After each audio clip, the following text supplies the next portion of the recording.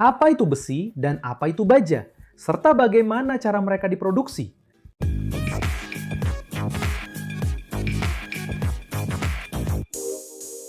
Halo para penggemar teknik, nama saya Gustavo Pereira.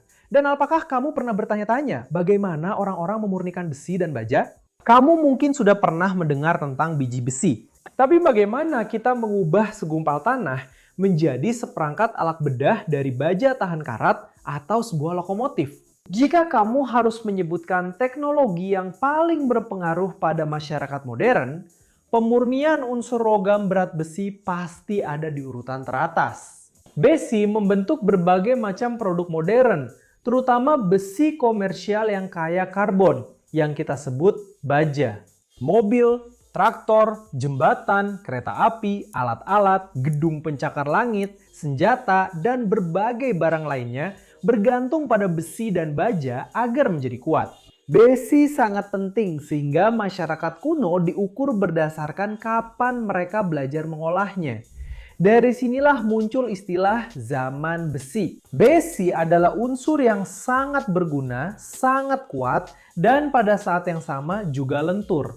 Jika dipanaskan dengan benar, besi juga relatif mudah dibentuk menjadi berbagai bentuk, serta dimurnikan menggunakan alat-alat sederhana. Dan berbicara tentang alat-alat tersebut, berbeda dengan kayu, besi dapat menahan suhu tinggi tanpa terbakar, sehingga sangat berguna untuk pekerjaan yang membutuhkan penanganan suhu tinggi. Berbeda dengan sebagian besar unsur lainnya, besi juga dapat dimagnetisasi, sehingga sangat berguna dalam pembuatan motor dan generator listrik. Dan akhirnya, tentu saja tidak ada kekurangan besi yang perlu dikhawatirkan. Kerak bumi mengandung 5% besi, dan di beberapa daerah, unsur ini terkonsentrasi dalam biji yang mengandung hingga 70% besi. Besi sangat penting bagi sejarah umat manusia, karena dapat diekstraksi dengan relatif mudah menggunakan alat-alat yang tersedia di masyarakat primitif. Mungkin akan tiba saatnya ketika manusia menjadi sangat maju secara teknologi, sehingga besi akan sepenuhnya digantikan oleh aluminium, plastik, dan bahan-bahan seperti karbon serta serat kaca. Namun, saat ini, perhitungan ekonomi memberikan keunggulan besar bagi besi dan baja murah dibandingkan alternatif lain yang lebih mahal. Manusia telah menemukan banyak sekali kegunaan untuk besi, mulai dari alat pertukangan dan peralatan memasak, hingga mesin-mesin rumit dan pesawat luar angkasa. Namun, sebelum besi dapat digunakan untuk tujuan-tujuan tersebut, besi harus diekstraksi dari dalam tanah.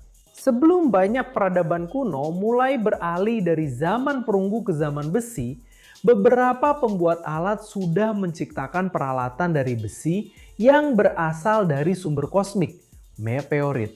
Disebut sebagai tembaga hitam oleh orang Mesir, besi meteorit bukanlah jenis bahan yang ditemukan di lokasi besar dan terkonsolidasi. Sebaliknya, para pengrajin, mereka menemukan potongan-potongan besi itu tersebar di jarak yang sangat luas. Namun, sebagian besar besi di bumi sebenarnya terdapat pada biji besi yang ditambang langsung dari dalam tanah. Biji mentah adalah campuran antara biji itu sendiri dan tanah yang lepas. Biji yang sebenarnya biasanya dapat dipisahkan dengan cara menghancurkan biji mentah dan cukup mencuci tanah yang lebih ringan.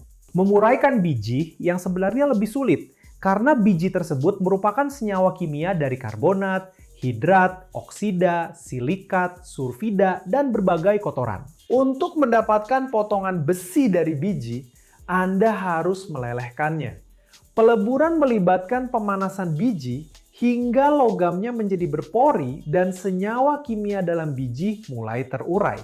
Yang lebih penting, proses ini melepaskan oksigen dari biji besi yang merupakan persentase tinggi dari biji-biji yang umum. Peralatan paling primitif yang digunakan untuk melebur besi adalah sebuah bengkel pandai besi. Di dalamnya, seorang pandai besi membakar batu bara bersama biji besi dan pasokan oksigen yang baik yang disediakan oleh alat peniup atau bellow. Batu bara pada dasarnya adalah karbon murni. Karbon ini bergabung dengan oksigen untuk membentuk karbon dioksida dan karbon monoksida yang melepaskan banyak panas dalam prosesnya. Karbon dan karbon monoksida bergabung dengan oksigen dari biji besi dan membawanya pergi, sehingga hanya menyisakan logam besi saja. Namun, di dalam bengkel pandai besi, api tidak cukup panas untuk melelehkan besi sepenuhnya. Sebaliknya, besi dipanaskan menjadi massa berpori yang mengandung besi dan silikat dari bijinya. Memanaskan dan menempa massa ini akan memaksa kotoran keluar dan mencampurkan silikat kaca ke dalam logam besi, menciptakan besi tempa. Besi tempa kuat dan mudah dikerjakan, sehingga sangat cocok untuk membuat alat. Para pembuat alat dan senjata telah belajar melebur tembaga jauh sebelum besi menjadi bahan utama. Bukti arkeologis menunjukkan bahwa pandai besi di Timur Tengah sudah melebur besi sejak 2500 tahun sebelum Masehi. Meskipun dibutuhkan lebih dari 1000 tahun agar besi menjadi logam utama di wilayah tersebut. Namun, untuk menghasilkan kualitas besi yang lebih tinggi, para pandai besi membutuhkan tungku yang lebih baik. Teknologi berkembang secara bertahap selama berabad-abad. Pada pertengahan abad ke-13, tungku yang lebih tinggi dan bellow yang dioperasikan secara manual memungkinkan tungku-tungku Eropa membakar dengan suhu yang cukup panas, tidak hanya untuk melunakkan besi, tetapi juga untuk melelehkannya.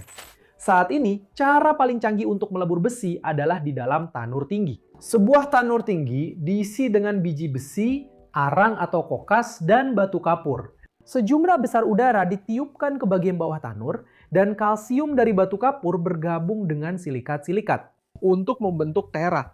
Besi cair terkumpul di dasar tanur tinggi, di atas lapisan terak tersebut. Kemudian, secara berkala, besi cair dibiarkan mengalir dan didinginkan. Pada tahap ini, besi cair biasanya mengalir melalui sebuah saluran atau cetakan yang terbuat dari pasir. Setelah didinginkan, logam ini dikenal sebagai besi kasar.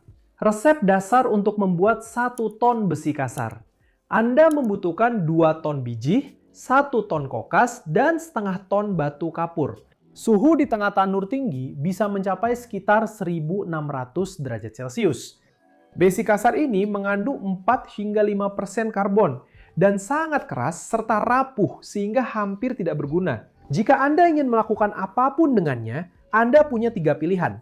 Pertama, Anda bisa melelehkannya, mencampurnya dengan terak, dan menempa untuk menghilangkan sebagian besar karbon dan membuat besi tempa yang kuat dan mudah dibentuk. Pilihan kedua adalah melelehkan besi kasar dan mencampurnya dengan besi bekas, menghilangkan kotoran, dan menambahkan paduan untuk membentuk besi cor.